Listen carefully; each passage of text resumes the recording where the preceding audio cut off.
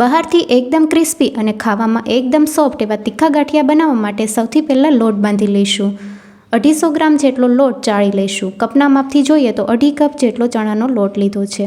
લોટ બધો બરાબર ચાળી લીધો છે। 1 ચમચી અજમાને ક્રશ કરીને ઉમેરીએ, અડધી ચમચી હિંગ, 1/4 ચમચી હળદર પાવડર, 1.5 ચમચી લાલ મરચું પાવડર, બરાબર મસાલાને મિક્સ કરી લઈએ।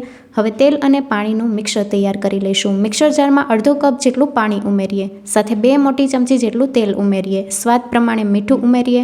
એકદમ ફરસા ગાંઠિયા બનાવવા માટે 2 ચપટી જેટલો ખાવાના સોડા ઉમેરીએ। સોડાને એક્ટિવેટ કરવા માટે 1 મોટી ચમચી જેટલો લીંબુનો રસ ઉમેરીને બધી વસ્તુને બરાબર ગ્રાઇન્ડ કરી લઈશું। તેલ અને પાણીનું મિક્સર તૈયાર છે, લોટમાં ઉમેરી દઈશું અને બરાબર મિક્સ કરી લઈએ। ગાંઠિયા માટેનો લોટ બાંધી લીધો છે। લોટના 2 ભાગ કરી લઈશું અને 1 થી 2 ચમચી જેટલું પાણી ઉમેરવાનું છે। પાણી બહુ વધારે નથી ઉમેરવાનું, લોટને આપણે બહુ વધારે સોફ્ટ નથી કરવાનો। લોટને બરાબર મસળી લીધો છે। હાથ ઉપર તેલ લગાવી દઈશું અને લોટને ભેગો કરી લઈશું। લોટને મસળવાથી એકદમ સ્ટ્રેચી તૈયાર થયો છે।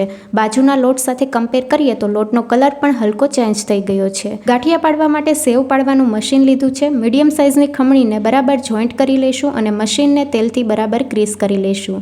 લોટ ઉમેરીએ અને મશીનને બરાબર બંધ કરી લઈશું। ગાંઠિયાને તળવા માટે તેલ પણ ગરમ કરી લીધું છે। ગેસની ફ્લેમ શરૂઆતમાં હાઈ રાખવાની છે અને બરાબર ગાંઠિયા પાડી લઈશું। ગેસની ફ્લેમ મીડિયમ કરી દઈશું અને ગાંઠિયાને બરાબર થવા દઈએ। સાઈડ ચેન્જ કરી લઈએ। બબલ્સ ઓછા થઈ જાય એટલે ઝારાની મદદથી કાઢી લઈશું। ગાંઠિયા તૈયાર છે।